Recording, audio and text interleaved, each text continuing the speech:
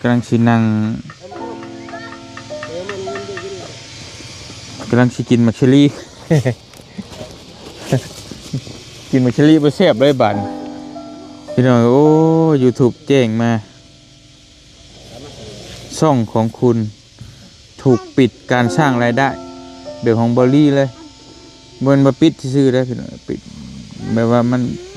ผิดกฎชุมชนนะเฮ็ดยังบ่ได้เลยตอนผู้เรียนบ่ขึ้นแล้วคือจบข่าวปกติมันจะมีรูปเรียนรูปเงินคือตอนนี้ปิดจบบ่ได้เงินเลยน้องคอนเอ้ยสร้างมา4 ปีจบข่าว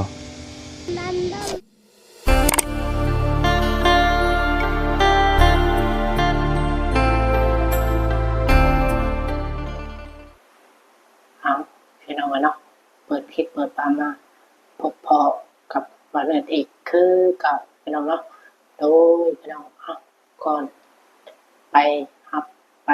ส่งคลิปเราพี่น้องกะ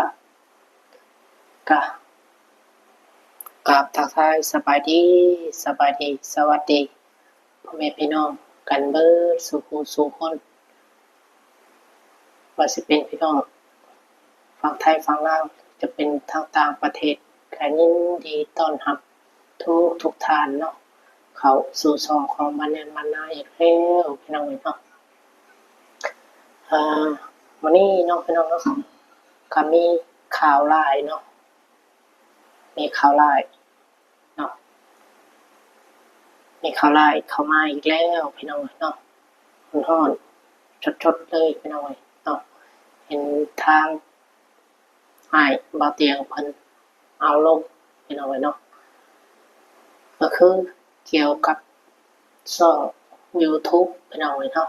ช่อง YouTube ของอ้ายเพิ่นนั่นแหละตอนนี้เพิ่นได้ลงคลิปว่าช่องโดนปิดการสร้างรายได้อีกแล้วพี่น้องเนาะคือกันกับน้องลาเลยพี่น้องเนาะน้องลาก็ดูเพราะว่าหลายคนดูแน่เรื่อง YouTube ปิดการสร้างรายได้เนาะน้องลาก็ดูพี่น้องแล้วก็อ้ายบอลลี่เพิ่นดูไปทั้ง2 ช่องพี่น้องเนาะในตอนนี้เพิ่นตั้งช่องขึ้นมาใหม่เนาะแล้วมันนี่อ้ายเตียงเพิ่นก็ดูอีกเนาะพี่น้องเนาะแต่ว่าเป็นช่องบ่แม่นช่องใหญ่ของเพิ่นนะพี่น้องแต่ว่าเป็นช่องน้อยผู้ติดตามอาจจะ300,000 กว่าพี่น้องประมาณนี้แหละแต่ว่าช่องหลักเพิ่นยังรายได้ยังได้ปกติพี่น้องเนาะช่องหลักที่ว่าเป็นช่องใหญ่ผู้ติดตาม900,000 กว่าพี่น้องเนาะ900,000 กว่าแต่ว่าช่องสำรองของเพิ่นตอนนี้ถูกปิดการสร้างรายได้พี่น้องเนาะก็คือเพิ่นเฮ็ดถ่ายคลิปลงแล้วก็โดนผิดกฎชุมชนอะไรพี่น้องเนาะถือว่าบ้านเรือนก็เคยเล่าไปแล้วเนาะพี่น้องเนาะเรื่อง YouTube มันก็เข่งขัดให้เนาะพี่น้องเนาะก็น่าเห็นใจหลายๆคนเนาะพี่น้องเนาะที่ว่าเฮ็ด YouTube เนาะเกี่ยวกับช่วยเหลือพี่น้องกันหลายๆคนก็โดนพี่น้องเนาะก็น่าเห็นใจก็คือทั้งอ้ายเพิ่นก็โดนแบบนี้เนาะพี่น้องเนาะถ้าว่าโดนแบบนี้มันก็สิบ่มีรายได้เข้าเนาะพี่น้องเนาะไปช่วยเหลือคนทุกข์คนยากพี่น้องเนาะแล้วก็ค่าใช้จ่ายแต่ละมื้อแต่ละเว้นเนาะพี่น้องเนาะไปเพราะว่าเราเดินทางไกลพี่น้องเนาะเดินทางไกลค่าน้ำมันรถน้ำมันล่างมันก็เสียมันก็หมดหลายพี่น้องมาเรียนได้ไปเบิ่งคลิปของอ้ายเพิ่นแล้วก็น่าเห็นใจอ้ายเพิ่นนะพี่น้องเนาะก็ มาจากเนเชียนะพี่น้องเนาะมันเป็นแหละพี่น้องเลยถ้าว่ามันแก้ได้ก็ขอภาวนา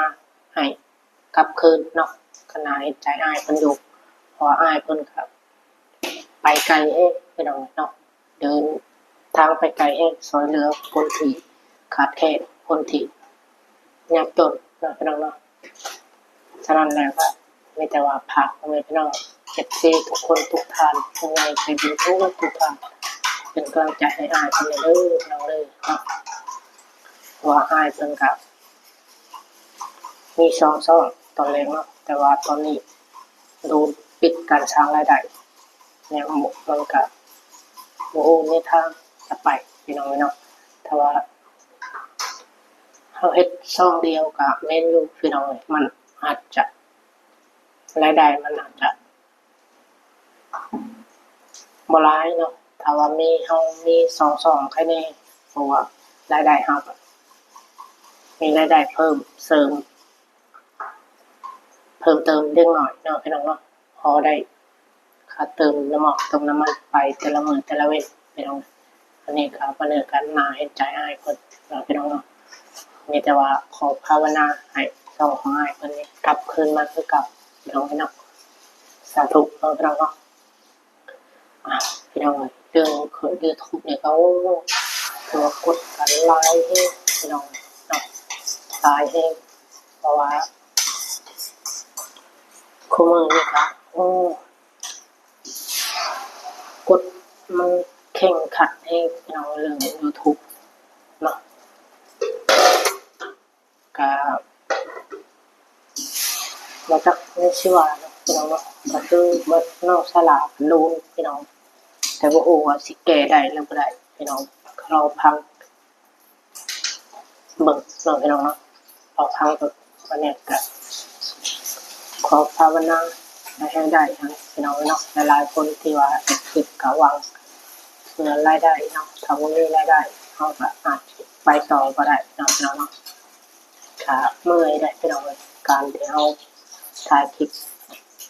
บ่มีแรงบ่มีกำลังใจพี่น้องเนาะพี่น้องเคยจังได๋ก็เดี๋ยวไปเบิ่งไปหับไปชมในคลิปของอ้ายเพิ่นเนาะไปพี่น้องเดี๋ยวมาเบิ่งมาชมกันพี่น้องทางอ้ายเพิ่นออกมาจมมาวางอยู่ YouTube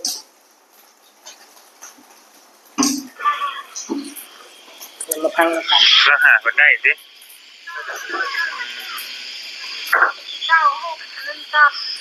โอ้ยพี่น้องเมื่อยเลยบาดกำลังชินังกำลังชิกินมักเชอรี่ กินมักเชอรี่บ่แซ่บเลยบาดพี่น้องโอ้ YouTube เก่งมาช่องของคุณถูกปิดการสร้างรายได้เดี๋ยวของเบอร์รี่เลยเบิ่นบ่ปิดซื่อๆเด้อพี่น้องปิดแบบว่ามันผิดกฎชุมชนน่ะนะเฮ็ดหยังบ่ได้เลยตอนลูกเรียนบ่ขึ้นแล้วถูกจบข่าวปกติมันจะมีรูปเรียนรูปเงินก็คือตอนนี้ปิดจบบ่ได้เงินเลยต้องขอเลยสร้างมา4ปีจบข่าวสร้างมา4ปีเพื่อสิได้ผู้ติดตามมาก็บ่แม่นง่ายพี่น้องเนาะ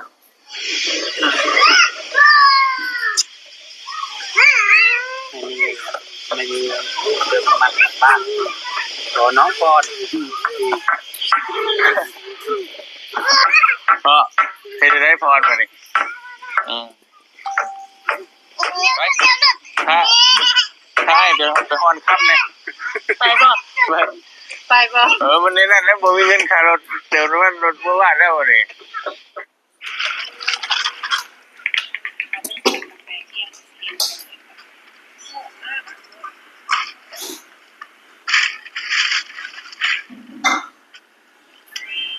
ชมง่ายไม่ต้องง้อร้านนี้ That's right Hello มีเงินค่ารถเดี๋ยวมันรถบ่ว่าแล้วนี่ช่องก็ถูกปิดแต่ไปเด้พี่น้องนี่เขาอ่อนแล้วก็หมกบาด เข้าสุดลงคือ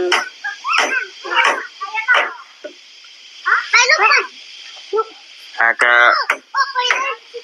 ะเจอช่องหมู่ทีมงานพี่น้องเนาะเบาลี่แล้วก็ทีมงานอีกหลายคน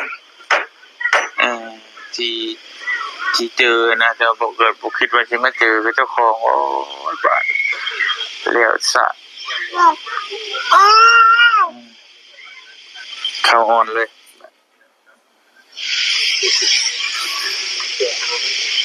บ่จักความสิเฮ็ดเลยบัดนี้โอ้เข้าสุดอยู่ที่เมืองร่องแจ้งอะไรเนาะหากำลังสิให้ยั่วให้น้องพ่อยิ้มได้บางหันนี่จะให้เมื่อเตียงเลยสิให้วันนี้เลยช่องสร้างมา 4-5 ปีคนติดตาม 369,294 คนคนติดตาม300,000ปลายหายวับไปกับตาจบข่าวหน่อยเนาะจะคิดอะไรต่อไป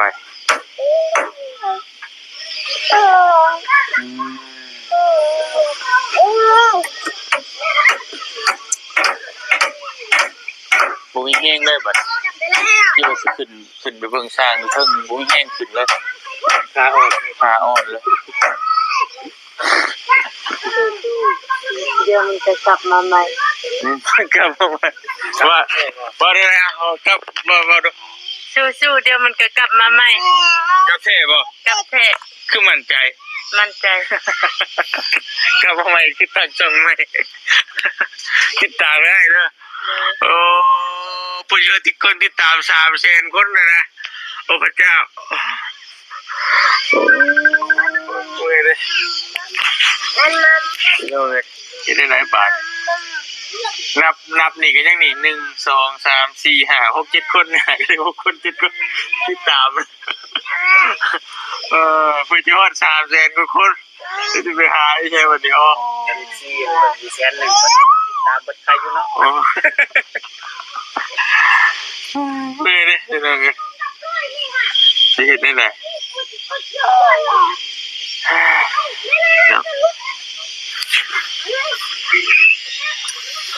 แต่ยังดีแต่มี2ช่องนะยังมีอีกช่องหนึ่งตัวท้ายตอนนี้ช่องนี้คือช่องลักพี่น้องคนติดตาม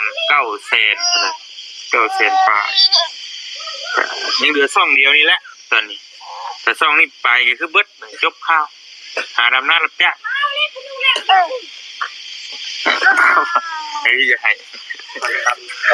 หดคำพาน้องไอ้น้องพรพาไปฮอนเหลวฮอนฮะหมูมีคำแหละแห้งเค็กแห้งคักจะบาดไปเฮ็ดยังจะบาด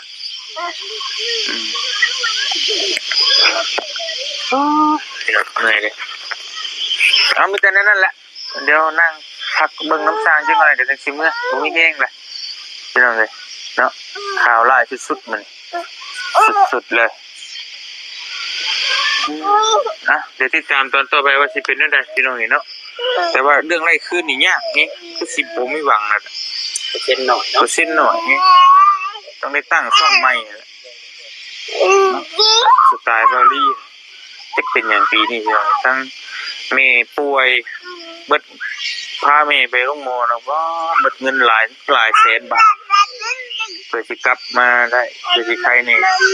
น้องชายก็โดนอีก2 ช่องเบอร์รี่บาเตียงก็โดนอีกปีนี้ถือว่าสุดๆเป็นยังไม่ยากอยู่ดีมีแห้งก็จะคุยอยู่คนสบายดีเด้อพี่น้องเด้อสบายดีเด้อน้องพรเด้อ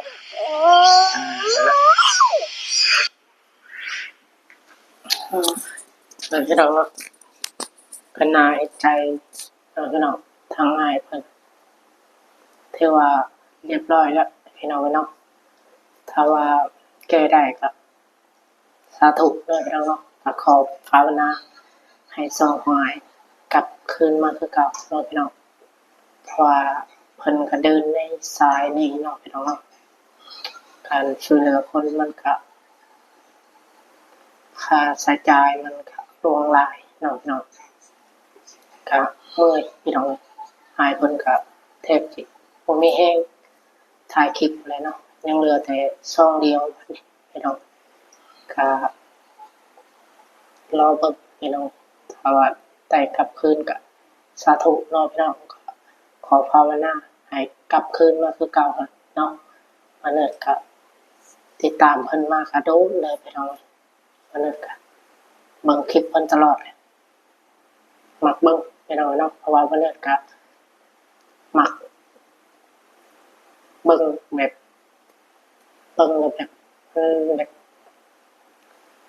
มีแรงบันดาลใจจากเฮ็ดจากมีความสำเร็จคืออ้ายเพิ่นพี่น้องเนาะก็มีแต่ว่าจังได๋พี่น้องเนาะก็มีแต่ว่าเราเบิ่งเราส้มต่อไปเนาะพี่น้องเนาะว่าสองอ้ายเพิ่นสิกลับมาบ่หรือว่าจังได๋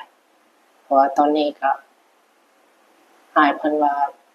ถ้าว่ามันบ่ได้ก็สิตั้งช่องใหม่พี่น้องเนาะเพราะว่ายังเหลือแต่ช่องเดียวบัดนี้เหลือช่องหลักช่องใหญ่ผู้ติดตามเข้าแสนปลายพี่น้องเนาะช่องอ้ายเพิ่นตอนนี้ช่องหลักพี่น้องก็มีแต่เท่านั้นแหละพี่น้องเนาะก็อะไรที่ว่าเฮ็ด YouTube ก็ให้ระมัดระวังเนาะพี่น้องเนาะการถ่ายคลิปเนาะเพราะว่าช่วงนี้ก็ YouTube มันก็มีกฎเข้มขัดให้พี่น้องเนาะกฎมันหลายให้พี่น้องแบบช่วงนี้ก็มันบ่คือแต่ก่อนเนาะพี่น้องเนาะแต่ก่อนถ้าว่าถ่ายคลิปถ่ายหยังลงยอดวิวก็โอ้หลายพี่น้องพุ่งแต่ว่าในหนักปัจจุบันนี้โอ้แทบจะยอดวิวนี่บ่ค่อยหลายพี่น้องเนาะจักมันเป็นหยังพี่น้องเป็นนำ YouTube เป็นนำกฎของเขาบ่หรือว่าจังไดเนาะอันนั้นก็บ่รู้สาเหตุคือกันแต่กี้นี่พี่น้องเนาะแต่ประมาณปี19หรือว่า20นี่โอ้โหยอดวิวคันใดถ่ายคลิปลงนี่พุ่งเองพี่น้องพุ่งหลักแสน2แสนบางคนก็เป็นล้านก็มีพี่น้องเนาะถ้าว่าบ่ได้ที่ว่ามีคอนเทนต์ที่ดีๆก็คนมักเบิ่งหลายกว่าหั้นพี่น้องเนาะเอาโอเคพี่น้องอีกแล้วก็ฝากเป็นกำลังใจให้อ้ายเพิ่นเนาะพี่น้องเนาะแล้วก็ฝากกดไลค์กดแชร์กดติดตามแล้วก็เป็นกำลังใจให้มาเรียนในเด้อพี่น้องสำหรับคลิปนี้ก็สิมีประมาณนี้เนาะพี่น้องเนาะขอตัวลาไปก่อนคลิปนี้ก็ขอให้พ่อแม่พี่น้องมีดีมีแรงสุขภาพร่างกายแข็งแรงสุขุทุกคนพี่น้องครับคลิปนี้ก็ตัวลาไปก่อนพี่น้องกล่าวคำว่าสำบายดีพี่น้องสุขุทุกคนพี่น้องพอๆกันคลิปหน้าพี่น้องเนาะบ๊ายบายพี่น้อง